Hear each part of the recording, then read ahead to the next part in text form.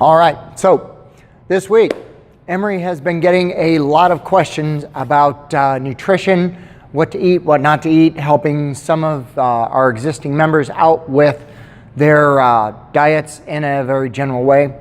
I just wanted to touch base on that a little bit, give you some guidelines, a couple thoughts. First thing I'd like to say is that the United States has completely inverted meal portions that are relative to how your body likes to function. Even though, people are the highest form of life on the planet, some would be arguable, but we are still mammals, and there are still certain things that your body needs. So in the mornings, most people will get up, have virtually nothing to eat, maybe a cup of coffee, some juice or a protein shake, something like that. Then they'll go out with colleagues at lunch, have something, take out fast food or restaurant, something like that, and then go home. That evening, when you're typically most sedentary, that's when you have your biggest meal of the day. You want to flip that. When your body wakes up in the morning, it is looking for food. It needs energy. It's waking up, your metabolism is starting to rise, so you want to give it something. What you eat in the morning is going to burn off during the day. By the time you get home, probably by lunchtime, all those calories that you ate in breakfast, gone. So don't worry so much about your calorie count early in the morning.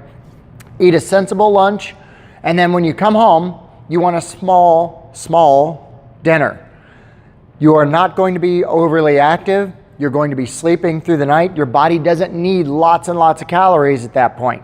It just needs something to get you through the night. You should wake up with a little bit of a hunger that you need to satisfy first thing in the morning. The other thing that I always promote is perimeter shopping when you go to the grocery store. All the things, well, I shouldn't say all the things. A lot of the things that are in the aisles in the middle of the store are not necessarily good for you or just downright bad for you. If you perimeter shop, that's where you're going to find your fresh bread, or grains, I should say, fruits, vegetables, your fresh meats, dairy, etc. If it does not decay, you don't want to eat it. So all those things that have an expiration date and they say best consumed by, that is not an expiration date.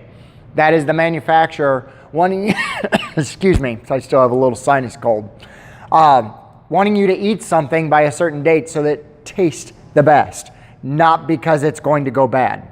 So perimeter shop, that'll force you to kind of get outside your comfort zone. I'd say that's probably the second step to changing the sizes of your meals. If you can follow those two things, that will help you get off that plateau, or even just starting that first initial 5, 10 pounds, whatever it is you're looking to have. So Emery and I are also working on a diet plan or coaching, something like that. So in the next coming weeks, he and I are working on that. We're going to see what we can figure out, and we should have something exciting to bring to our members. So anyway, that's it for today. If you got questions, leave them in the comments, send us an email, yell at us in class, whatever it takes. Anyway, we're here to answer your questions. We'll see you next week.